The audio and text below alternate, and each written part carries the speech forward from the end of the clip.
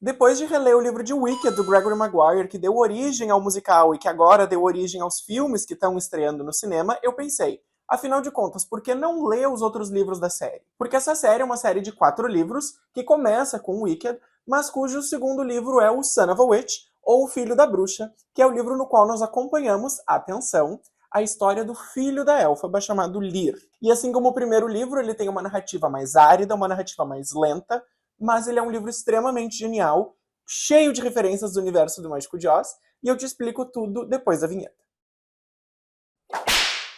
Vale lembrar que esse ano eu tô fazendo uma série de vídeos chamada Descobrindo Oz, sobre os livros do universo do Mágico de Oz, do Aleph Maul. Então eu li os 14 primeiros livros publicados lá no início do século XX. Você pode acompanhar a playlist aqui. E agora eu tô lendo os 4 livros de Wicked, porque eles se relacionam e bebem, mas também criticam e radicalizam algumas das coisas que já estavam presentes no Mágico de Oz. Bom, em Son of a Witch, que é o segundo livro da série, a gente acompanha a história do Lear, que supostamente é o filho da Elphaba com o Fiero, logo depois do derretimento da bruxa má do Oeste, que é a Elphaba, e da fuga do Mágico de Oz, que deixa Oz naquele estado caótico de o que está acontecendo. A gente acompanha todas as mudanças que está acontecendo no país pela perspectiva do Lear, ao mesmo tempo em que ele também está tentando descobrir quem ele é de verdade, porque ele nem sabe se ele de fato é filho da Elphaba e do Fiero. O livro começa no presente, com as irmãs do convento da Santa Glinda encontrando o Lear quase morto num terreno descampado,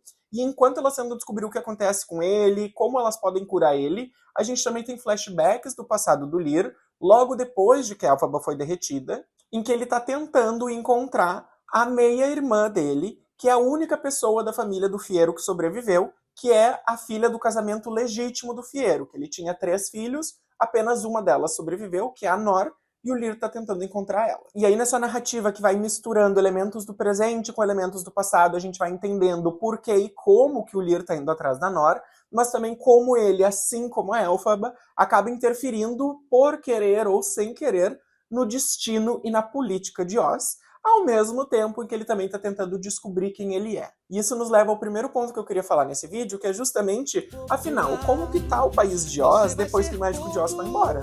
Como eu disse no vídeo de Wicked, que inclusive vai estar linkado aqui nos cards, o Mágico era um grande político populista autoritário, que é uma coisa que está bem retratada no musical da Broadway, que depois se tornou os filmes que estão lançando agora. Ele mente, ele manipula as pessoas, ele cria propaganda e ele cria a ideia de um inimigo público que precisa ser combatido, que são os animais falantes e depois a bruxa má do Oeste, que é a Elphaba, tudo para ele ser mostrado como o salvador da nação e para ele poder governar, que é basicamente como funcionam os governos populistas. O que o musical não mostra e que está muito presente no livro de Wicked é a extensão da violência do mágico, que vai ao ponto de ter aquelas ações de governos bem ditatoriais, de assassinar pessoas e sumir com os seus corpos. Que daí a gente nunca sabe se assassinou de fato ou não tem provas, e deixa aquela expectativa nas famílias das pessoas que não sabem que é o mágico que está agindo por trás dos panos, né? Além do mais, tem toda uma questão sobre desenvolvimentismo e meio ambiente, que eu expliquei com mais detalhes no vídeo anterior,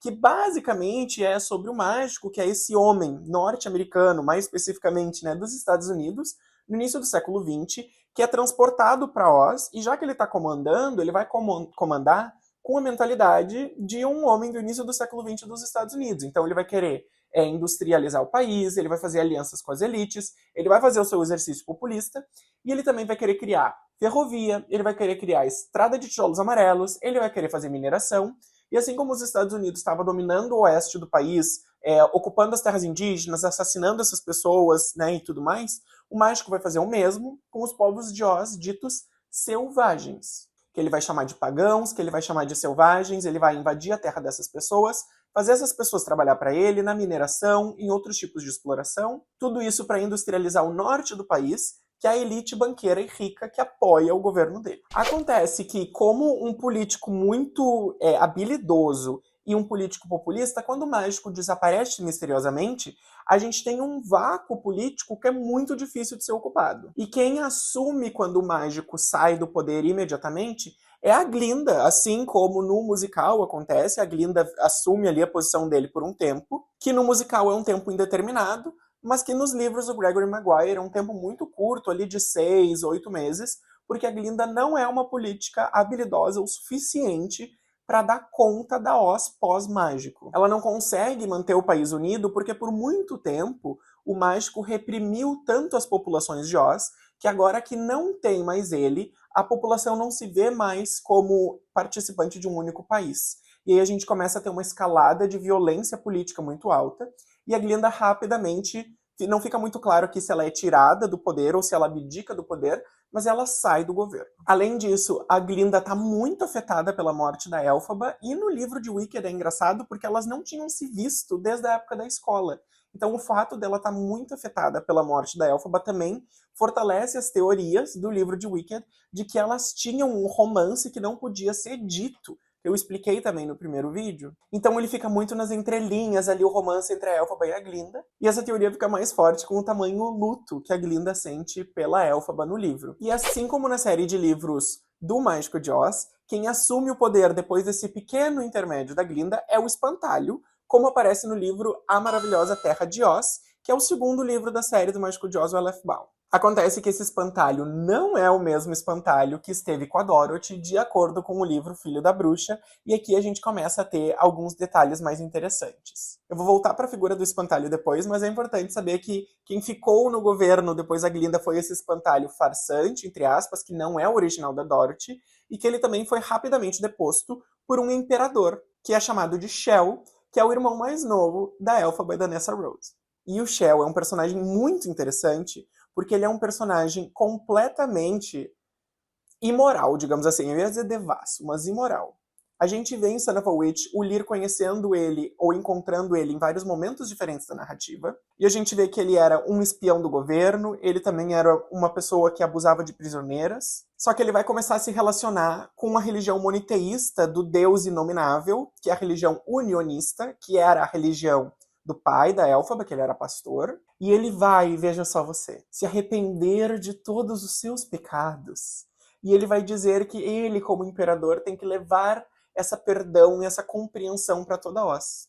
E vejam, eu acho isso muito poderoso, porque o que o Gregory Maguire está fazendo aqui, como toda uma alegoria política que ele faz no primeiro livro de Wicked, é mostrar que a Glinda, como uma pessoa muito rica, não conseguiu manter o país unido. O Espantalho, mesmo sendo um farsante, também não conseguiu.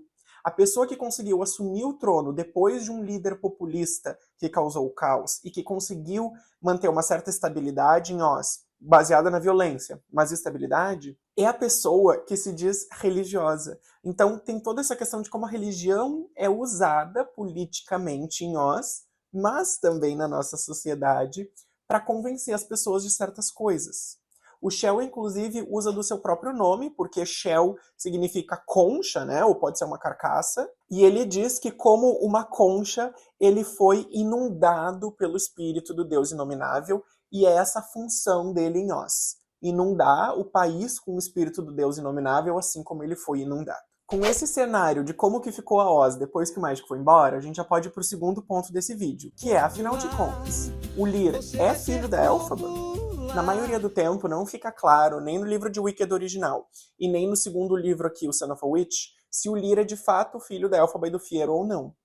Porque na metade de Wicked, depois que o Fiyero é assassinado pelo Mágico de Oz, a Elphaba fica doente e ela vai pro convento da Santa Glinda. E ela fica acamada por 1 ano, e quando ela acorda desse 1 ano, ela vê uma criança que é o Lear, que ninguém disse para ela se é dela ou não, mas eles destinam ela a cuidar dele. Então fica uma relação de que talvez ela seja a mãe dele, talvez não, que vai ser aprofundada nesse livro aqui. Porque o Lear, que acompanhou a Elphaba para Kiamuko, que é o castelo do Fiyero, onde ela foi derretida pela Elphaba, fica constantemente se perguntando, será que eu sou filho da bruxa ou não? Ele analisa o próprio corpo, ele vê que ele não é verde que nem ela, mas ele tem o mesmo nariz, ele tem o mesmo queixo. Ele pensa na personalidade dele, que a princípio é muito diferente da Elphaba, mas que ele vai mostrando ao longo do livro algumas questões similares, e depois algumas pessoas vão dizer para ele que é muito parecida com a da Elphaba. Ele vai refletir sobre o poder mágico, se ele tem o poder mágico dela ou não. Então ele vai ficar o tempo inteiro nesse meio caminho, de será que ele é filho da Elphaba, será que ele não é filho da Elphaba? E se ele for filho da bruxa, o que isso significa? Será que ele tem que viver na sombra de seu filho da bruxa? Ou ele pode, ele mesmo, criar o seu próprio caminho sendo filho da bruxa? Então acaba que esse livro desencadeia muito numa questão de identidade, e é por isso que eu entendo que a narrativa é um pouco mais chata, porque a gente tem um questionamento constante da parte do Lear. E a Elphaba, em Wicked, era muito preocupada com a questão do destino, porque quando ela nasceu, o relógio do Dragão do Tempo tinha destinado ela a uma tragédia que faria mal ao país de Oz. E ela passa o livro inteiro tentando reverter essa tragédia. O Lear, assim como a Elphaba, quer escapar da sina de ser filho da bruxa, mas todos os movimentos que ele faz tornam ele mais próximo do destino de um filho da bruxa. Ele tenta entrar pro exército, por exemplo, mas ele é manipulado para fazer mal para as pessoas, pensando que ele estava fazendo bem, assim como a Elphaba quando foi encontrar o mágico. Ele foge e se culpa muito por isso, assim como a Elphaba quando fugiu para Kiamoko, e ele toma ações que vão ser consideradas pelo governo como ações terroristas para tentar desfazer o mal que ele fez e para tentar trazer um mundo melhor para Oz, assim como a Elphaba fez libertando os animais falantes. Então o que eu acho muito interessante aqui é que o autor vai o tempo inteiro usar desse recurso da tragédia grega, assim, do destino, né? Se a gente consegue ou não fugir do nosso destino.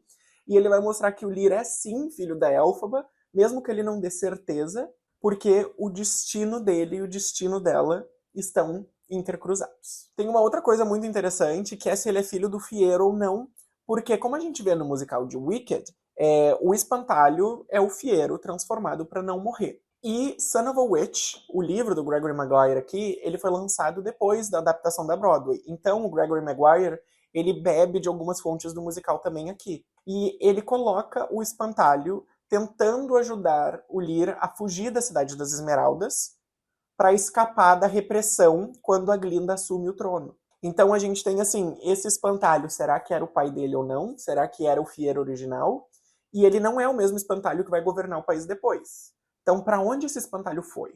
Será que a Elphaba morreu de fato? Ou será que ele encontrou a Elphaba e eles fugiram juntos, como acontece no musical? E aí, no meio dessa confusão toda, que o Lear fica se questionando, será que ele é filho da Elphaba? Será que ele não é filho da Elphaba? Quem ele é? Quem ele não é? A gente pergunta, afinal de contas, quem é o Lear? Quem é o filho da bruxa? E aqui tem uma questão muito legal de nomes, porque o Gregory Maguire adora brincar com nomes. Então vejam bem, Elphaba, a bruxa má do Oeste, recebeu esse nome inspirado no L.F. Baum, que é o autor do Mágico de Oz. Então vejam que a gente tem L.F. Baum e ele vai transformar em Elphaba. A Elphaba também tem um apelido no livro de Wicked que é Fabala, que é uma forma muito próxima de dizer fábula em inglês, que é fable.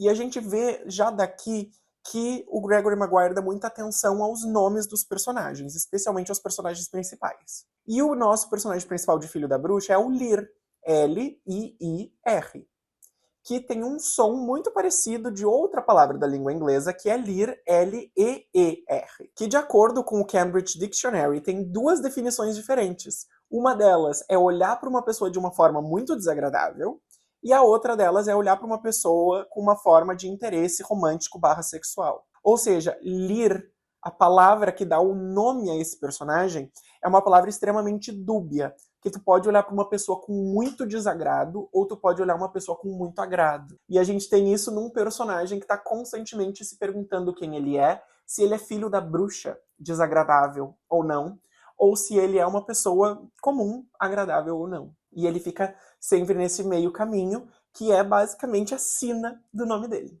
É genial, né? Mas melhora. Durante a história de Son of a Witch, como eu disse, ele tá indo atrás da meia-irmã dele, que é a Nor, N-O-R, que é uma palavra em língua inglesa que é usada para fazer o nosso nem. Então, quando a gente diz, por exemplo, eu não sou nem isso, nem aquilo, em inglês a gente diz neither this nor that. Então, o nor é o nem. Não é nem uma coisa nem outra, que é a meia-irmã dele. Então ele, assim como aquela pessoa que está o tempo inteiro nesse caminho entre o agradável e o desagradável, está procurando uma pessoa que é nem isso nem aquilo. Então, simbolicamente, ele também está procurando essa incerteza que ele vai abraçar no final do livro. E isso melhora porque em Son of a Witch, o autor retoma a questão queer aqui. E aqui eu não estou falando queer de ser gay, de ser bissexual, enfim.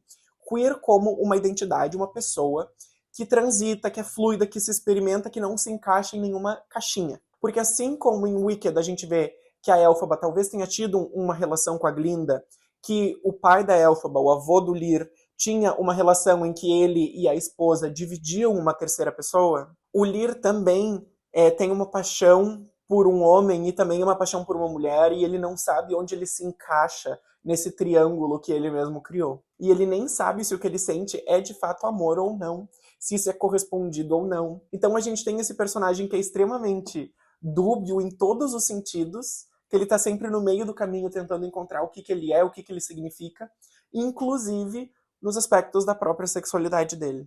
E como o Gregory Maguire vai montando isso é muito, muito, muito genial. E aí, finalmente, o último ponto que eu queria trazer são as múltiplas referências aos universos do Mágico de Oz. E aqui eu tô falando universos no plural, porque o Mágico de Oz já foi muito adaptado, muita gente já escreveu livros sobre isso, e extrapola a obra original do L.F. Baum, e tem muitas referências a esses universos de Oz aqui em Son of a Witch. Uma das apropriações que o Gregory Maguire faz é as religiões inspiradas na mitologia do Mágico de Oz. Então, só para explicar. No universo do Mágico de Oz do L.F. Baum, a gente tinha o país de Oz, que era um país triste, sem magia. Quando a fada Lurline sobrevoou o país, viu que o país e o seu povo tinha potencial e deixou uma fada para comandar o país, que é a Ozma. A Ozma comandou o país por muito tempo, o país era próspero, feliz, e quando chegou o Mágico de Oz, ele fez um feitiço para esconder a Ozma e governar no lugar dela. Em Wicked, a gente tem uma religião, que é a religião lurlinista, que está esperando a volta da fada Lurline para abençoar o país de novo. E a gente tem muitas pessoas que também esperam o retorno da Ozma. E essas religiões vão ganhar uma força nova quando o mágico vai embora. Porque as pessoas estão esperando um retorno de um tempo feliz. E isso vai ser mostrado de forma brilhante aqui, em vários momentos.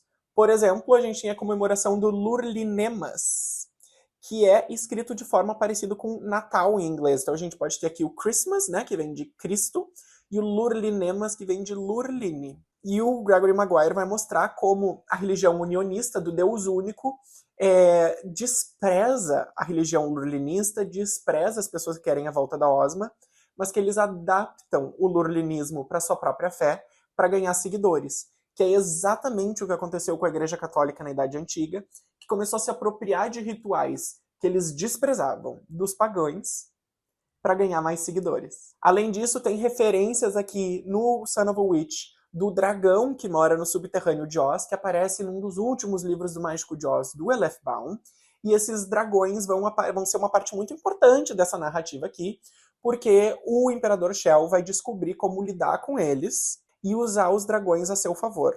Um outro ponto que eu achei muito interessante aqui é que a gente vê o Lear conversando com vários animais falantes depois da morte da Elphaba, e a gente vê que vários animais dizem que teriam marchado com ela se ela tivesse marchado contra o mágico. Então a gente vê a figura da Elphaba se tornando uma figura de um mártir, o Lear também pensando como ele se relaciona com isso, se ele aceita ou não, se ele é filho dessa mártir ou não. E a gente tem uma coisa meio Jogos Vorazes com as pichações nas paredes de Elphaba vive. Porque apesar dela ter sido mostrada pelo mágico como a bruxa má do Oeste, ela tinha muitos apoiadores, inclusive entre as minorias que ela defendia. Então a gente tem aparecendo em vários momentos desse livro a ideia de que Elphaba vive, não porque ela reviveu de fato, mas porque o que ela defendia segue vivo. Bom, pessoal, assim como o primeiro livro de Wicked, como eu disse, o Son of a Witch tem uma narrativa mais árida, uma narrativa mais lenta, mas eu espero que, pelo que eu falei, vocês tenham achado também que ele tem pontos muito legais e muito geniais pra gente pensar.